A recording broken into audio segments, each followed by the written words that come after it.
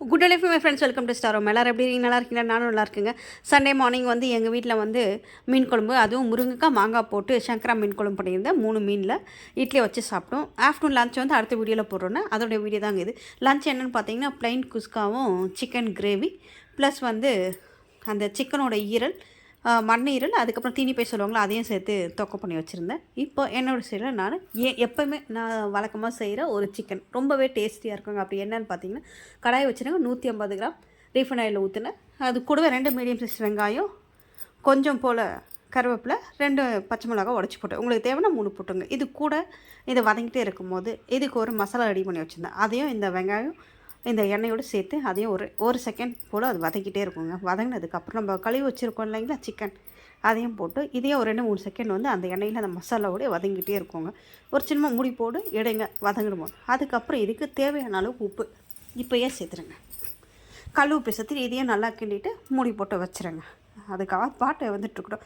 அதுக்கப்புறம் இன்னொரு மசாலா இருக்குது, அதையும் என்ன பண்ணுங்க, அது கூட 2 டீஸ்பூன் அளவுக்கு வீட்டு மிளகாத்தூள் இருக்குல்ல, அதையும் சேர்த்துட்டு இதனோடையே போட்டு அதை நல்லா கூட்டி வச்சுருங்க. ஊட்டிட்டு கொஞ்சமாக அந்த மிக்ஸி அரைச்சி தண்ணி இருக்குல்ல, அதை எடுத்து கொஞ்சம் ஊற்றிட்டாங்க. ஏன்னா ஒரு கிளாஸ் போல் வரும், அவ்வளோதான்.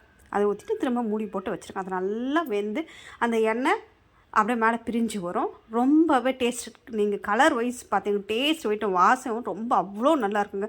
என்ன மசாலான்னு உங்களுக்கு அந்த டிஸ்கிரிப்ஷன் பாக்ஸில் நான் கொடுத்துருக்கேன், நீங்கள் அதை பாருங்கள், தெரியும் உங்களுக்கு என்னென்ன மசாலா நான் ஆட் பண்ணேன்னு சொல்லிவிட்டு. அதே மாதிரி செய்யுங்க, செம்மையாக இருக்கும். திரும்ப திரும்ப செய்ய சொல்லுவாங்க எல்லோரும் வீட்டில். சரி, அது முடிஞ்சிச்சு சிக்கன் கிரேவி. நெக்ஸ்ட் என்னென்னு பார்த்தீங்கன்னா திரும்ப இன்னொரு கடாயை வச்சுட்டு ஒரு சின்ன வெங்காயம் அதே போல் செய்யணும்னா டேஸ்ட் வேறு மாதிரி இருக்கும், வித்தியாசமாக இருக்கும் ரொம்பவே. வெங்காயம் கட் பண்ணி போட்டு கருவேப்பிலை போட்டு நான் சொன்னேன் இல்லைங்களா அந்த தீனி போய் அந்த ஈரல் அந்த சிக்கனோட ஃப்ரீயாக கொடுப்பாங்க, அது ஒரு 50 கிராம்ஸ் தான் போல தான் இருக்கும். அதை எடுத்து என்ன பண்ணி எனக்கு ரொம்ப பிடிக்கும்னு தனியாக ஃப்ரை பண்ணிவிட்டேன். அதை வச்சு என்ன பண்ணுறீங்கன்னா அதை வதங்கும் போது கொஞ்சம் உப்பு போட்டுருங்க. போட்டுட்டு இதுக்கு ஒரு மசாலா இருக்குது ஓகேங்களா. இப்போ நான் சிக்கனுக்கு அரைச்சேன் ஃபஸ்ட்டு மசாலா காமிச்சல, அந்த மசாலா தான். அதையும் போட்டு இதை நல்லா அப்படியே கை எடுக்காமல் கிண்டிகிட்டே இருக்குங்க. அடியும் பிடிக்கக்கூடாது, கிண்டிகிட்டே இருக்கணும். அந்த எண்ணெயெல்லாம் அப்படியே வரணும், அந்த ஈரோலாம் வந்து அப்படியே வதங்கணும். அது கூட என்ன பண்ணுறீங்கன்னா கொஞ்சம் போல் மிளகாத்தூள், குழம்பு மிளகாத்தூள் ஆக்சுவலி நான் வீட்டில் அரைச்சிருக்கிறது தான். அதை எடுத்து அதை நல்லா இது பாருங்கள் எப்படி நல்லா சுருண்டு அந்த ஈரல் வந்து எப்படி இருக்குது பாருங்கள், வந்துடும்.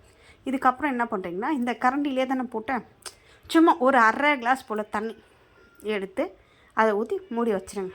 ஒரு 5-7 நிமிஷம் போதும். நீங்கள் வேணால் பாருங்கள், 5 நிமிஷம் போதும். அதுக்கப்புறம் நல்லா கொதித்து அப்படியே பிடிக்கிற மாதிரி இருக்கும், அந்த கடாயில் அப்படியே ஒட்டிக்கிற மாதிரி இருக்கும். அதை என்ன பண்ணுங்கள், திரும்பவும் நல்லா கண்டி விட்டு நல்லா அங்கேயே நில்லுங்க. எப்போயுமே நின்று அப்படியே கிண்டிகிட்டே இருக்குங்க. கூட அந்த கிண்டும் போது அந்த வாசம் அதெல்லாம் நம்ம யாருக்கு சமைக்கிறோம்ல கூட அப்படி சமைச்சு எடுத்து பார்த்திங்கன்னா ரெடி ஆகிடும். செப்பரேட்டாக அது ஒரு இடத்துல வச்சுருங்க. பாருங்கள் எப்படி இருக்குது பார்த்திங்களா. அந்த சிக்கன் கிரேவி வேறு மாதிரி இருக்குது, அந்த ஈரலும். சரி, அதெல்லாம் எடுத்து முடிச்சிட்டதுக்கப்புறம் நான் சொன்னேன் இல்லைங்களா 1/2 kg மீன் வாங்கினேன். அதில் 6 மீன் வந்தது. 3 வந்து 2ஆக கட் பண்ணி குழம்பு போட்டேன். மீதி 3 இருந்தது இல்லையா, அந்த 3 மீன் தான் இப்போ என்ன பண்ணுறேன்னா ஃப்ரை பண்ணிகிட்ருக்கேன். சாதாரணமாக ஒரு ஃப்ரை தான் பண்ணிவிட்டு இத்தனையுமே வந்து இந்த 1/2 kg சிக்கனில் தான் பண்ணுறேன். 1/2 kg சிக்கனில் குழம்பு பண்ணிவிட்டு அதுக்கப்புறம் அந்த ஈரல் எடுத்து கொஞ்சம் ஃப்ரை பண்ணேன். கொஞ்சமாக எடுத்து 65 போட்டுட்ருந்தேன். எல்லாம் முடிஞ்சிருச்சு. லன்ச் டைம் வந்தாச்சு. பாருங்கள் என்ன பண்ணுறீங்க, நல்லா பாருங்கள். ஒரு முட்டை வேக வச்சு வச்சுருந்தது. குஸ்கா ரெடி பண்ணியாச்சு வீட்லேயே. அது இன்னொரு வீடியோ நான் எப்படி செஞ்சேன்னு காமிக்கிறேன் உங்களுக்கு. குஸ்கா ரெடி பண்ண என் பொண்ணை வந்து ரைத்தா ரெடி பண்ணிட்டா. வெங்காயம் கட் பண்ணி வச்சாச்சு. அந்த வெங்காயத்தோடு கொஞ்சம் சாதம் எடுத்துகிட்டு கொஞ்சம் போல் சிக்கன் கிரேவி, 65 ரைத்தா, திரும்பவும் அதுக்கப்புறம் ஈரல், கொஞ்சம் போல் மீன் ஃப்ரை, முட்டை, இதெல்லாம் வச்சு ஒவ்வொரு வாயாக அழகாக ருசித்து அது என்னென்ன டேஸ்டெல்லாம் தெரிஞ்சு சாப்பிடுங்க. அதனோட நான் சமைச்ச அந்த லவ்வும் இருக்கும். இந்த மாதிரி உங்கள் வீட்லேயும் சமைச்சு கொடுங்க, ரொம்பவே டேஸ்ட்டாக இருக்கும். ஐயோ ஒரு 10 பேர் இருக்காங்க, ஒரு 1/2 kg சிக்கன் தான் இருக்கேன், நம்மளால் எப்படி சமைக்கிறது, பயப்படாதீங்க இல்லையா. இந்த அளவு ஒரு 1/2 கிலோ எடுத்தால் 10-15 பேர் தாராளமாக சாப்பிட்லாம்.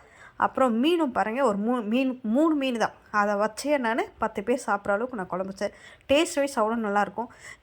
நான் சொல்கிற அளவுக்கு நீங்கள் அந்த மசாலா டிஸ்கிரிப்ஷன் பாக்ஸில் பாருங்கள், அந்த மசாலா போடுங்க, அதே அளவுக்கு சமைக்க ரொம்ப நல்லா இருக்குங்க. இந்த வீடியோ பிடிச்சா லைக் பண்ணுங்கள், ஷேர் பண்ணுங்கள், மறக்காமல் சப்ஸ்கிரைப் பண்ணுங்கள். நம்ம சேனல் நம்மளுடைய எல்லா சப்ஸ்கிரைபருக்கும் நான் ரொம்ப பெரிய தேங்க்ஸ் சொல்லிக்கிறேங்க. மேலும் வீடியோஸை பாருங்கள்.